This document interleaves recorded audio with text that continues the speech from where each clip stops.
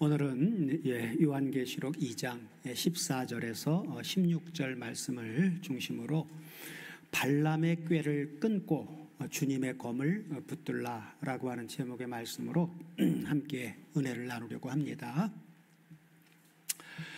우리가 앞서도 처음 계시록 강해를 하면서 언급했듯이 요한계시록은 바로 미래의 일을 푸는 어떤 암호 같은 책이 아니라는 것입니다. 바로 현재 바로 교회를 향한 살아계신 하나님의 음성입니다. 자, 주님은 소아시아에 있던 7교회 그 각각의 상황을 이미 다 아시고, 그리고 먼저 그들의 믿음을 칭찬을 해 주시죠. 그리고 난 다음에 동시에 잘못한 부분에 대한 책망, 그리고 어떻게 하면 그 잘못을 돌이킬 수 있을까에 대한 권면을 이어서 해 주시죠. 7교회 서신이 보낸 편지가 다 그렇습니다. 그러나 이제 서머나교회만큼은 유일하게 뭐가 없었어요? 책망받을 일이 없었죠. 그래서 서머나교회 같으면 다 행복하고 좋아요. 죽도록 충성하기만 하면 되니까. 그렇죠? 죽도록 충성하라고 하는 게 무슨 말이었어요? 내 열심으로 그냥 힘껏 충성하라, 그런 개념보다는 너희들이 이 땅에서 사명을 다할 때까지, 그죠? 이 땅에서 너희들에게 허락한 신앙생활의 소명을 다할 때까지 충성하라 라고 하는 그런 의미로 봐야 된다 그랬죠. 자, 오늘 우리가 상고할 버가모 교회는 보니까 지난 시간에 나눴듯이 외부적으로는 어땠어요? 아주 큰 박해 속에서도 그들의 믿음을 저버리지 않고 굳건하게 지키는 그런 교회였죠. 그렇지만 오늘 본문을 보니까 외적으로는 그렇게 칭찬을 받았는데 내부적으로 교회 안에는 바로 어떤 일이 일어나고 있어요? 발람의 교훈과 니골라 당의 교훈을 허용하여 그것으로 인해서 책망을 받는 모습을 보게 됩니다. 우리는 오늘 본문 말씀을 통해서 혹시 우리 다솜교회 안에도 이처럼 발람과 니골라 당의 교훈과 같은 이런 것들이 우리 안에도 스며들 수 있는 그러한 것에 대해서 우리는 경계를 해야 되겠죠. 그래서 세상의 유혹, 그리고 잘못된 교훈이 무엇인가를 우리는 오늘 본문을 통해서 살펴보면서 이제 권면하신 말씀대로 주님의 입으로 나오는 검으로 우리 자신을 돌아보는 그런 귀한 시간이 되었으면 합니다. 자, 버가모 교회의 외적인 상황은 퍼가모라고 하는 당시의 그 지역은 바로 로마 제국 아시아주의 수도였으며 그곳에서는 바로 황제 숭배가 가장 아주 강력하게 역사했던 그런 도시였습니다. 자, 그래서 도시 한가운데를, 당시의 그 도시 한가운데에는 뭐가 있었냐면 제우스 신전이 있었고, 그 다음에 아스클레피오스 신전이 있었고, 그 다음에 황제 신전이 있었다고 합니다. 그래서 우리가 지난 시간에 나누었던 13절에서 주님은 퍼가모 교회가 있는 그곳을 가리켜서 뭐라고 하셨어요? 호드로노스 투 사타나. 그래서 사탄의 권좌가 있는 곳이라 했어요. 사탄의 권좌가 있는 곳. 그렇죠. 악한 세력 중에 가장 권위가 높은 이 사탄이라고 하는 존재가 거기에 중앙에 보좌를 딱 자리 잡고 있는 곳이 바로 버가모 교회의 상황이었습니다. 자, 그런 가운데서도 서머나 교회 성도들은 믿음을 저버리지 않았죠. 그리고 심지어 죽기까지 충성한 안디바라고 하는 순교자까지도 배출한 교회였습니다. 그런데 그러함에도 불구하고 문제는 교회 안에 발람과 니골라 당의 교훈을 지키는 사람들이 있었다는 데 있는 것입니다. 다 그렇게 순전했으면 좋았을 텐데 다른 교훈을 지키는 사람들이 있었다라고는 이 부분이 바로 이제 문제점이었던 것이죠. 자, 발람의 교훈은 뭘 말해주고 있습니까? 발람의 교훈하면 어디로 가야 돼요? 민수기로 가야 돼요. 구약성경 민수기 22장에서 25장을 중심으로 정리해 보면 바로 발람이라고 하는 선지자가 뭐 때문에? 돈 때문에, 재물 때문에 이스라엘을 저주하려고 했던 바로 그런 발람의 교훈을 말씀해 주고 있죠. 자, 발람은 이제 발락 왕의 이제 요구에 의해서 이스라엘을 저주하려고 길을 썼는데 하나님이 어떻게 하셨어요? 하나님이 임재하셔가지고 저주의 말이 아니라 축복의 말을 하도록 그렇게 역사를 하셨어요. 그러니까 결국 이제 끝까지 하나님이 저주하도록 허락하지 않자 발람은 그냥 포기했을까요? 아니면 어떻게 했을까요? 발람은 하나님이 허락하시지 않자 이스라엘을 무너뜨릴 계략을 세웠어요. 뭐 때문에? 돈 때문에, 재물 때문에. 자, 그것이 바로 어떤 방도를 했느냐. 아마 민수기 22장에서 25장 내용만 보면 그런 내용이 나오질 않아요. 발람은 아주 그냥 좋은 선지자로 끝맺는 것 같아요. 그런데 민수기 31장으로 가보면 모세가 이제 발람의 꾀를 낸 그 부분을 드러내주고 있는데 바로 모압 여인들이 이스라엘 백성을 미혹해서 음행을 하도록 만들어 버렸어요.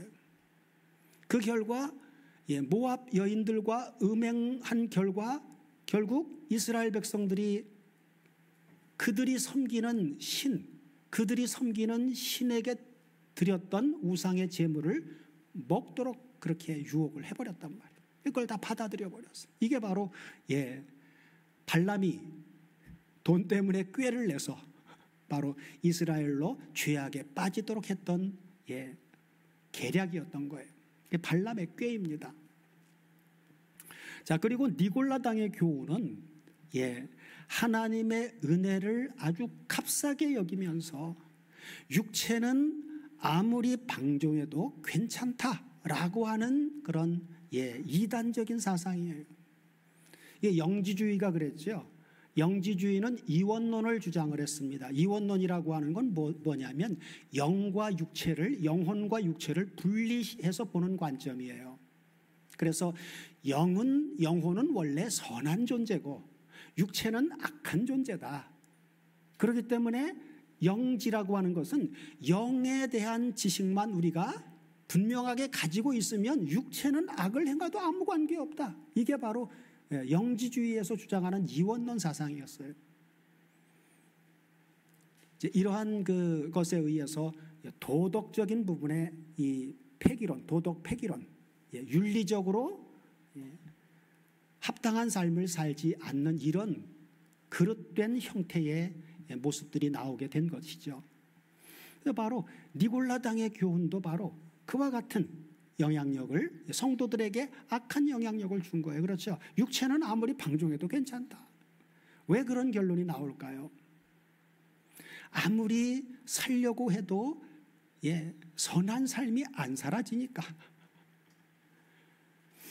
그러면 사람은 정말로 선하게 살 수 없는 존재일까요? 그러니까 성경을 몰라서 그런 것이죠.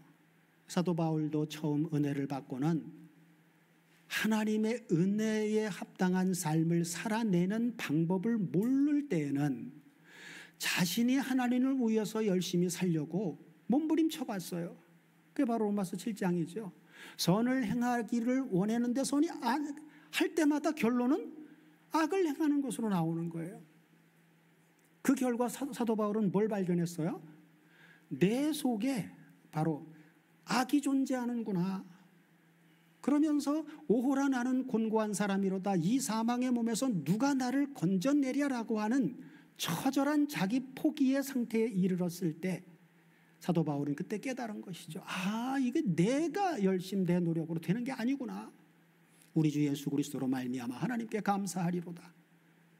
그러면서 성령을 따라 사는 그리스도 예수 안에 있는 사람들에게는 결코 정죄함이 없는 온전한 삶을 살아낼 수가 있다라고 하는 사실을 발견하게 된 것이죠. 그래서 바로 성령을 따라 살도록 그는 그렇게 살아냈고, 그리고 성도들에게도 그 비결을 계속 가르쳐 준 거예요. 자, 이제 본문 이제 14절로 본격적으로 들어가 보면, 자, 14절 다 같이 한번 보겠습니다. 예. 계시록 2장 14절을 보면, 자, 책망할 부분이죠. 그러나 내게 두어 가지 책망할 것이 있나니 그래요. 우리말로 책망이라고 번역한 건 어떻게 보면 좀 순화해서 번역한 거예요. 원문을 보면 이 책망이라고 하는 단어가 카타라고 하는 전치사인데, 카타 전치사는 소유격으로 쓸 때에 대신 대적하는 의미를 가지고 있습니다. 반대하여, 대적하여. 사실은 이 원어적 의미로 그대로 번역하면, 그러나 내게 두어 가지 내가 너희들을 대적할 일이 있나니, 이렇게 번역하면 아주 오히려 더 정확한 번역입니다. 강력한 것이죠. 주님이 대적할 일이라고 하니까, 그죠? 그러면서 그걸 가리켜서 뒤에 거기 내게 발람의 교훈을 지키는 사람들이 있구나. 그러니까 발람의 교훈을 지키는 사람들은 주님이 그들을 대적할 일이단 말이에요. 그게 발람의 교훈을 지키는 것이. 자, 그러면서 발람이 발락을 가르쳐 이스라엘 앞에 뭘 놨어요? 올무를 놨어요. 올무를. 그리고 우상의 제물을 먹게 하였고, 그리고 결국은 행음하게 하였느니라. 발람이 발락을 가르쳐 이스라엘 앞에 올무를 놓아해서, 이 올무라고 하는 단어를 원문으로 보면, 이 올무라고 하는 단어가 스칸달론이라고 하는, 스칸달론. 이 단어의 의미는 덫 또는 올가미, 그리고 원인이라고 하는 의미가 있는데, 무슨 원인이냐? 죄의 원인, 죄의 원인이라고 하는 의미가 있고, 함정이라고 하는 의미가 있어요. 그래서 올무를 놓았다라고 하는 것은 바로 덫, 올가미, 그리고 함정과 같은 하나님 앞에 합당치 않은 죄에 빠지도록 하는 원인을 의미하고 있습니다. 죄에 빠지게 하는 원인. 다시 말해, 눈에 보이지 않는 함정. 이건 뭐 눈에 보이는 게 아니잖아요, 그죠? 눈에 보이지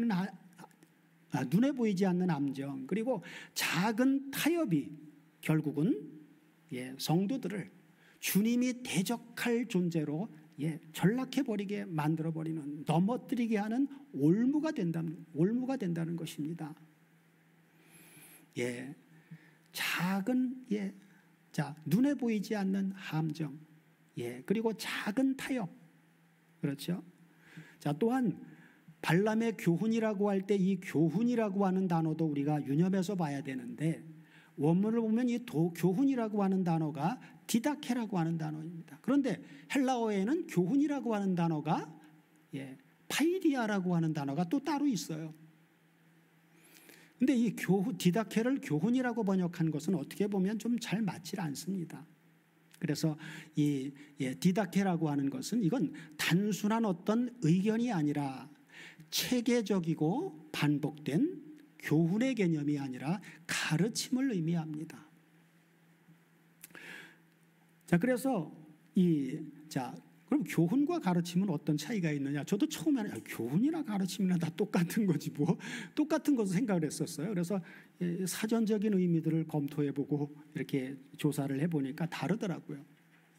자, 교훈이라고 하는 것은 먼저 자기 자신에게 적용하고, 먼저 자기 자신에게 먼저 적용되는 거예요. 그리고 난 다음에 다른 사람에게도 줄 수 있는 것이 교훈의 개념이라면, 가르침은 자기 자신이 아닌 주로 타인에게 전달하는 데 초점이 있다는 것입니다.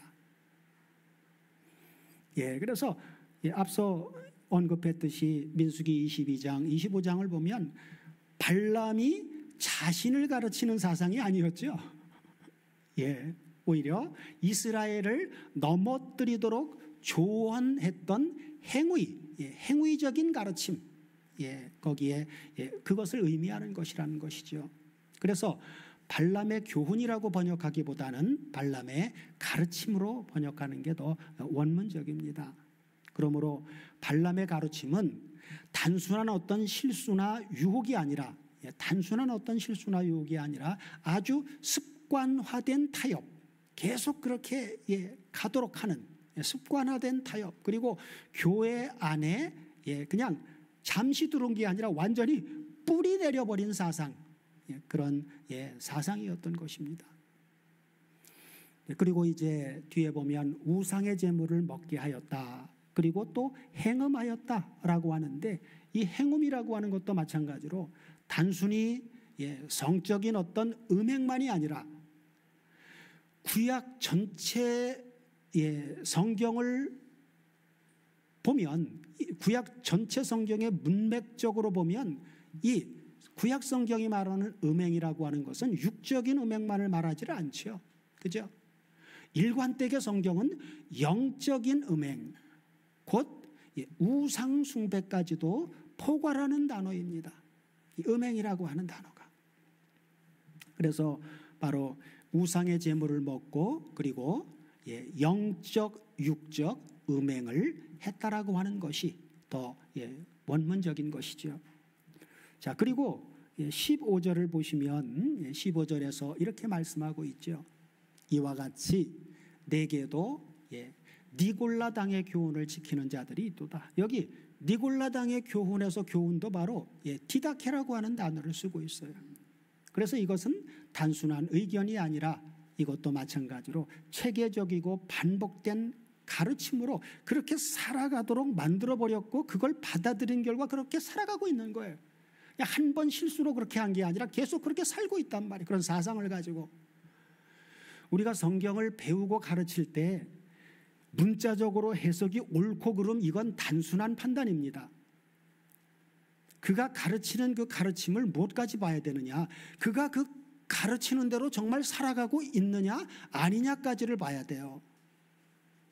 그래야만 그냥 단순하게 해석이 올바르니까 받아들이는 이런 개념보다는 그의 그 가르침을 받아들이게 되면 그의 사상을 받아들여 버린 게 돼버린단 말이에요. 그러니까 해석의 내용은 맞는데도 불구하고 사상이 받아들여지니까 행동하는 게 그처럼 행동하게 돼버린단 말이에요. 이게 무서운 거죠. 그죠?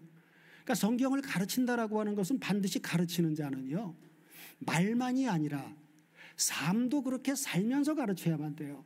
그래야만 그의 사상이 똑바른 거예요. 말은 제대로 성경대로 문자적으로 해석해서 가르치면서 사는 걸 제대로 못해, 그 사상이 잘못된 사람입니다. 그건 무서운 것이죠. 그래서 주님은 성경이 지향하는 바는, 그렇죠, 주님은 뭐라 그랬어요? 내가 너희들에게 가르쳐준 대로 행하면서 가르치는 사람들이 복이 있다고 그랬어요. 말은 하면서 행하지 않는 사람을 뭐라고 예수님은 얘기합니까? 칭찬한 게 아니라 뭐라고요? 외식하는 자들이다. 외식하는 자들로, 그렇죠, 마귀의 자식들로 정죄를 해버린단 말이에요. 그러니까 말과 말씀대로 사는 삶이 일치가 되어지냐는 가르침은 여러분 유의해야 됩니다. 그건 정말 경계해야 될 거예요. 근데 우리가 그런 것들을까지 보지 못하니까 성경 해석하는데 뭐 영적으로 해석하는데 쇼킹하다고 하니까 거기 그냥 다 폭 빠져가지고 헤어나지를 못하고 있었던 게 그런 모습들이 많이 있었죠. 그러나 이제는 그 관점을 바꿔야 됩니다. 반드시 가르치는 그 사람이 그 가르침대로 살고 있는지 아닌지를 보면서, 그리고 그것까지 검증하고 그 다음에 다시금 성경으로 재정립해야 돼요. 야, 성경이 정말 그렇게 얘기하는가? 여러분, 우리가 말씀을 대할 때 항상 중요한 것은 이게 나를 살리는 말씀이냐 아니면 죽이는 말씀이냐가 거기에 결부되어 있기 때문에 아주 우리가 주님 앞에서 아주 간절한 마음으로 정말 주님, 말씀대로 저 살고 싶습니다. 그냥 머리로 아는 거 이제 그거 싫어요. 아는 만큼 살아내기를 원합니다.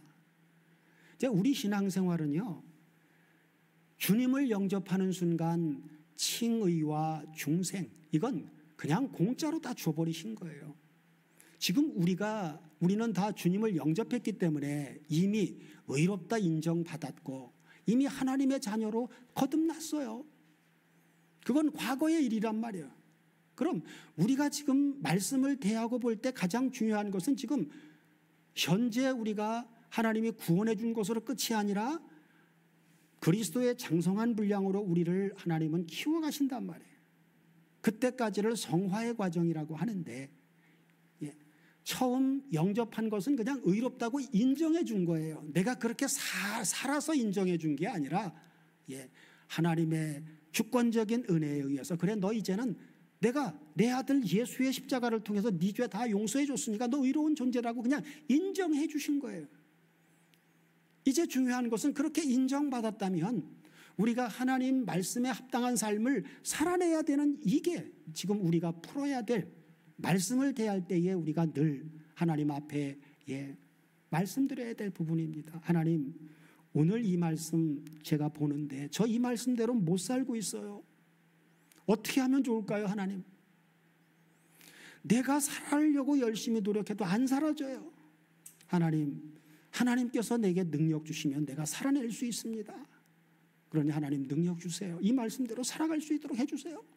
이런 간절한 강청과 마음으로 우리가 말씀을 대하고 들을 때 하나님은 하나님의 뜻에 부합한 기도를 할 때는 반드시 응답해 주십니다. 그러니까 말이 바뀌게 만들어 주시고 먼저는 생각이 바뀌게 만들어 주시고 그 다음에 생각이 바뀌면 자연스럽게 뭐가 바뀌겠어요? 말이 바뀌어요. 말이. 행동이 먼저 바뀌는 게 아니라 말이 먼저 바뀝니다. 그 다음에 말이 바뀌다 보면 어때요? 야, 내가 이렇게 말해놓고 내가 그렇게 못 사는 것에 대한 죄책감들이 생기게 되어지면서 이제 삶의 부분도 신경을 쓰게 되고 하나님 살아갈 수 있도록 해주세요. 능력 주셔야만 제가 살아낼 수 있습니다. 그러면서 말씀대로 사는 삶의 행동이 변화가 되는 거예요. 그 다음에가 생각이 바뀌는 건 기도와 말씀의 묵상을 통해서 생각이 바뀌어집니다. 그 다음에 마음에 하나님의 생각이 들었으면 그때부터 말이 바뀌기 시작하는 거예요. 그 다음에 행동이 바뀌기 시작하면서 인격이 바뀌고 삶이 바뀌는 겁니다. 이제는 우리가 말씀을 대할 때마다 아침에 말씀을 볼 때 그래 하나님 오늘도 말씀의 거울로 저를 비춰보기를 원합니다. 제 영혼의 생각을 말씀으로 조명해 주시고 잘못된 부분이 있다면 책망해 주시고 또 잘한 부분에 대한 칭찬은 그건 우리가 보면서 감사할 수 있고 하나님 오늘도 조명해 주시고 저를 고쳐주시고 하나님 온전한 아들로 살아갈 수 있도록 힘주십시오. 그런 마음으로 말씀을 대할 때 하나님은 흐레마적인 말씀으로 영과 생명으로 우리를 터치해 주시는 역사가 시작됩니다. 그러면 생각이 바뀌고 말이 바뀌고 삶이 안 바뀔 수가 없어요. 그게 하나님의 은혜로 되는 겁니다. 그래서 이 니골라 당의 교훈도 성경에는 보면 니골라 당이 어떤 당인지 또 그들이 가르친 사상이 어떤 건지 성경에 나오질 않아요. 그러나 우리가 유추해서 볼 수 있고 그 다음에 또 한 가지 방법은 역사적인 자료들을 찾아보는 겁니다. 그래서 우리가 초대교회 그 교부들이 당시에 어떤 역사적으로 성경 외의 역사적인 자료를 통해서 살펴보니까 니골라 당의 가르침은 어떤 것이었느냐? 음행을 정당화했다는 거예요. 여전히 영혼은 선하고 육체는 악하다고 하니까 음행을 정당화했고 그 다음에 우상의 제물을 먹는 이 행위를 용인했다는 거예요. 그리고 영적 자유를 빙자해서 육체적 방종을 조장하는 가르침이었다고 합니다. 그러니 당연히 그런 삶이 나올 수밖에 없었겠죠. 그러나 성경은 우리한테 육체적인 방종을 절대로 말한 적이 없습니다. 그렇죠? 자, 그래서 니골라 당의 가르침을 지키는 자들이 있도다 하고 지키는 자들, 그죠? 지키는 자들이라고 번역된 이 동사도 원문을 보면 크라테오라고 하는 단어, 크라테오. 이 크라테오라고 하는 이 단어도 그냥 단순히 지키다 그런 의미가 아니라 이 크라테오의 원래 의미는 강하게 붙들다, 그리고 고수하다라고 하는 의미입니다. 그래서 단순히 교리를 어떤 따르는 그런 정도가 아니라 집요하게 고집하며 그것을 고수한다는 의미가 강조되어져 있는 단어입니다. 그러므로 퍼가모 교회는 교회의 영적 영적인 권위와 그리고 하나님의 말씀을 보수하기보다는 죄를 용인하거나 죄하고 타협하는 그 잘못된 가르침으로 세속적인 타락을 집요하게 고집하면서 그걸 정당화했다는 거예요. 그런 사람들이 바로 니골라당의 교훈을 지키는 사람, 그런 사람들이 교회 안에 있었다라고 하는 것이죠. 자, 이제 마지막으로 본문 16절을 보면, 자, 그렇다면 발람과 니골라당의 그 가르침, 그렇게 행하도록 꾀를 내고 조장하는 그런 가르침에 빠진 그런 죄로부터 우리가 벗어날 수 있는 길은 무엇인가? 라고 하는 게 바로 16절에서 주님이 진단 내려서 처방해 주신 거죠. 그러므로 뭐라고요? 회개하라. 그렇죠. 회개하라. 만약에 회개하지 않는다면 어떻게 하신다래요? 내가 네게 속히 임하여, 그렇죠, 내 입의 검으로 그놈들과 싸우리라. 그죠? 니골라당과 발람과 니골라당의 가르침을 쫓는 그놈들하고 내가 당장 가서 싸우겠다 라고 말씀을 해주신 거예요. 그러니까 진단은 회개해야 된다는 거예요. 내게 속히 임하여라고 하는 것은 바로 임박한 심판을 얘기해 주고 있습니다. 임박한 심판을. 그러니까 당장 회개하라 그 말이야. 당장 회개하라. 하나님의 말씀은 엄합니다. 엄해요. 이것도 좋고 저것도 좋고 희지부지한 건 그거 원하시지 않습니다. 자, 여기 그래서 우리가 처방이 회개하는 것인데, 회개하라고 하는 이 부분도 원문을 통해서 보면 이 회개하라고 하는 단어가 메타노에오라고 하는 단어, 메타노에오. 그 단어의 의미는 생각하다 또는 재고하다라고 하는 의미인데, 주님은 이 메타노에오를 쓰실 때 바로 동사에 그냥 회개하라 그렇게 그냥 한 게 아니라 명령법 과거 시제를 쓰고 있다는 거예요. 명령법 과거 능동태. 그렇죠. 명령법, 여기는 명령법이라고 하는 것은 주님이 이건 해도 되고 회개해도 되고 안 해도 되고 그런 얘기라 명령이에요. 명령. 반드시 해야 된다. 그런데 어떻게 해야 된다? 그냥 뭐 내일쯤 회개하지. 뭐 모레쯤 회개하지. 그리고 뭐 회개했으니까 됐어. 그리고 또 뭐 왔다 갔다 하고. 그런 게 아니에요. 명령법 과거를 썼다라고 하는 것은 이게 반복적인 게 아니라 일회적인 겁니다. 일회적. 그렇죠. 너는 반드시 지금 당장 회개하라 라고 하는 얘기. 일회적으로 또다시 그러면 그땐 그런 얘기가 없어요. 일회적이란 말이에요.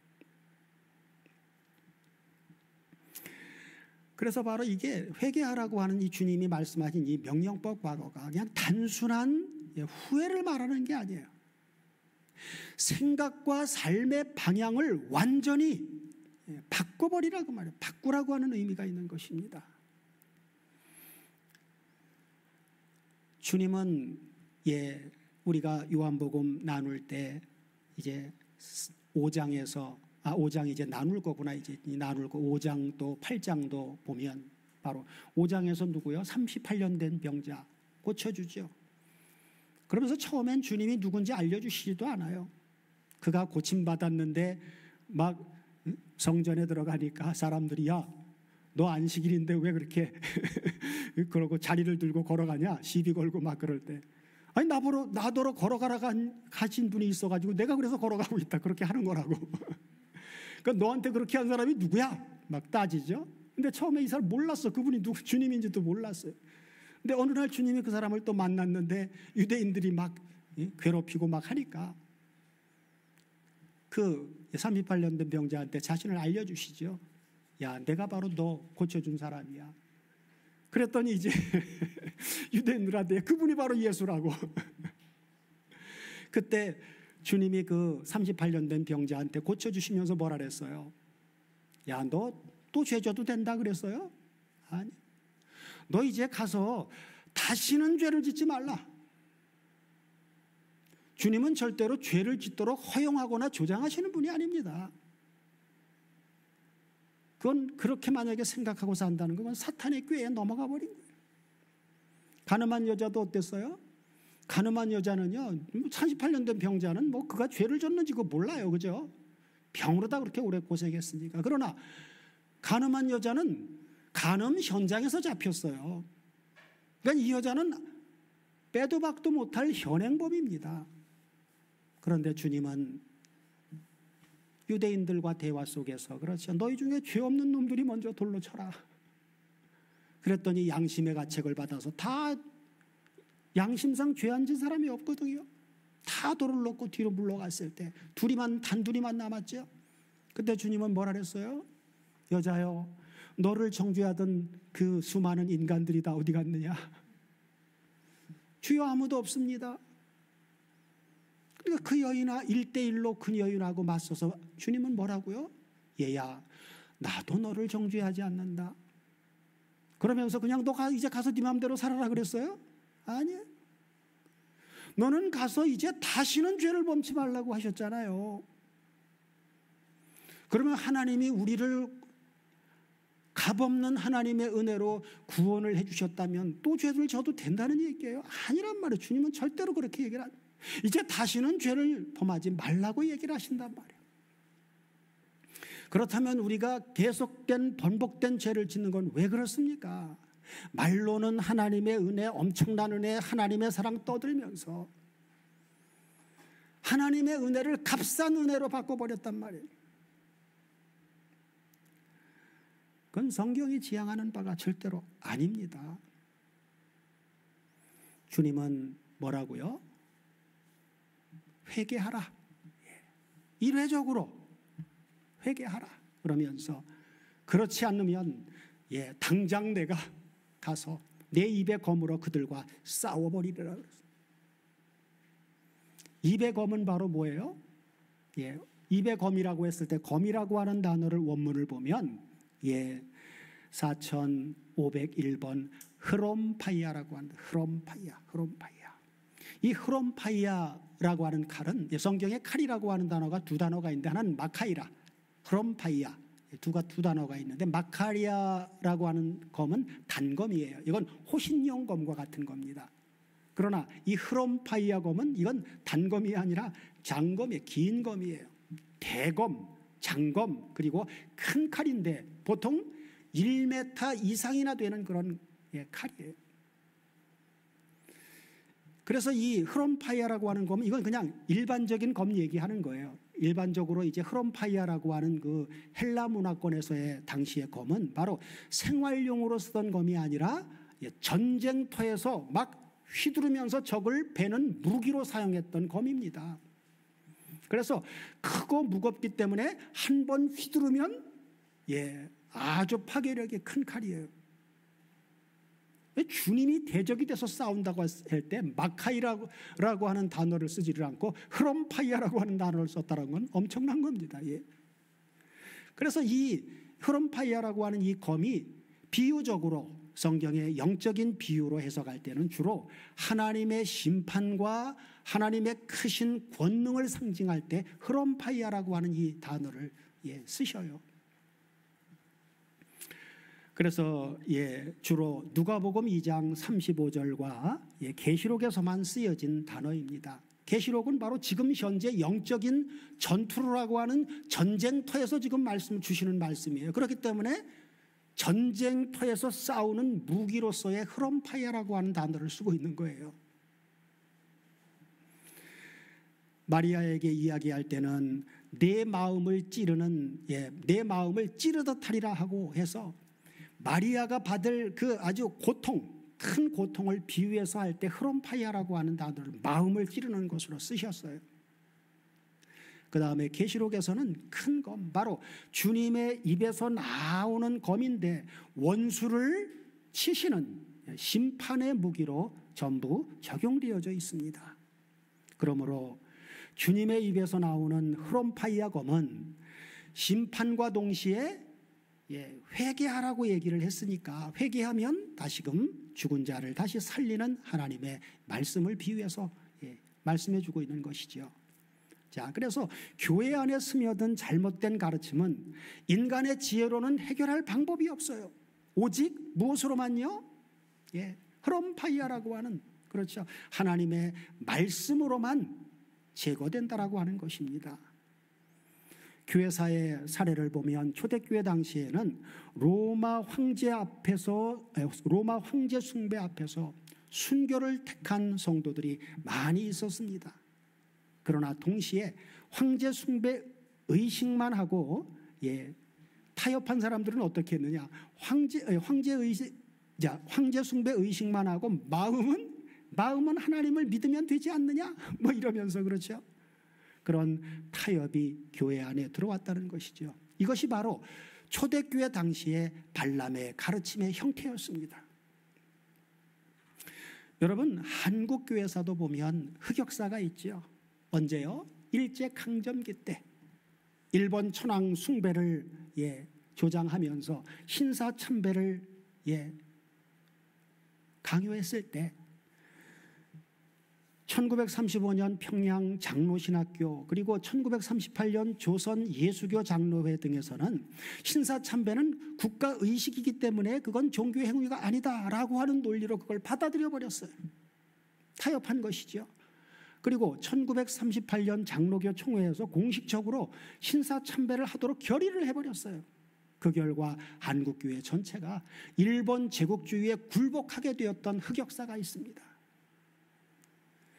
그러나 모든 교회가 당시에 그렇게 순응한 것은 아니었죠. 우리가 잘 알고 있는 대로 주기철 목사님, 한상동 목사님, 그리고 손양원 목사님 같은 분들은 신사참배를 거부하고 끝까지 신앙을 지킴으로 투옥이 되거나 고문당하거나 그리고 순교의 길을 걸어갔습니다.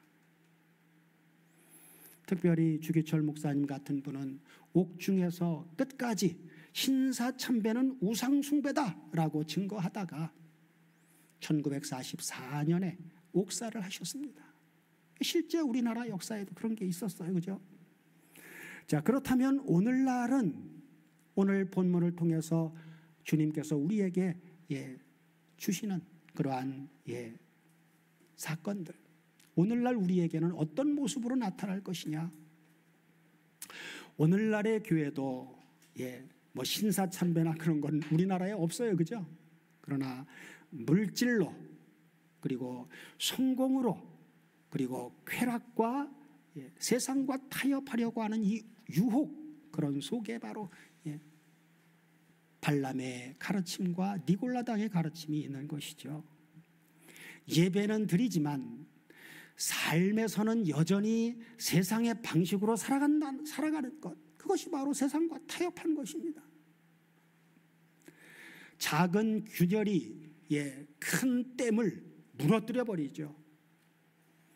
교회 안에 작은 타협과 잘못된 가르침 하나를 내버려 두면 결국 교회 공동체를 무너뜨리는 그런 결과를 낳게 된다라고 하는 것입니다. 오늘 본문은 오늘의 우리에게 무엇을 말씀해 주고 있습니까? 외부의 박해보다 내부의 타협이 더 위험하다라고 하는 것입니다. 신앙을 지키는 일은 단지 세상과 맞서 싸우는 것만이 아닙니다. 오히려 더 큰 적은 교회 안에 들어오는 바로 잘못된 가르침과 작은 타협임을 우리는 명심해야만 합니다. 둘째는 작은 타협이 결국은 걸림돌이 된다라고 하는 것입니다. 발람은 이스라엘을 정면으로 공격하지 않았습니다. 그렇죠? 대신 음행과 우상숭배라는 작은 문을 열도록 해버렸습니다. 오늘날 성도들도 조금쯤은 괜찮다라고 하는 그런 생각을 한다면, 그런 생각을 허용한다면 그 속에서 바로 신앙은 무너져 버릴 것입니다. 자, 셋째는 회개와 말씀의 것만이 교회를 살린다는 것입니다. 세상의 지혜, 세상의 어떤 것으로 바꿀 수 없어요. 교회는 그렇기 때문에 프로그램이나 시스템으로 정결해지지 않습니다. 오직 주님의 입의 검, 하나님의 입으로 나오는 말씀으로만 교회는 정결해지고 회복이 되어집니다. 사랑하는 다솜교회 가족 여러분, 버가모 교회는 사탄의 권좌 앞에서도 믿음을 지킨 교회였으나 동시에 발람과 니골라당의 가르침을 허용한 교회였다는 것입니다. 결국 승리한 교회가 아니라 패배한 교회였단 말이죠. 주님은 오늘도 우리에게 말씀하십니다. 뭐라고요? 회개하라고.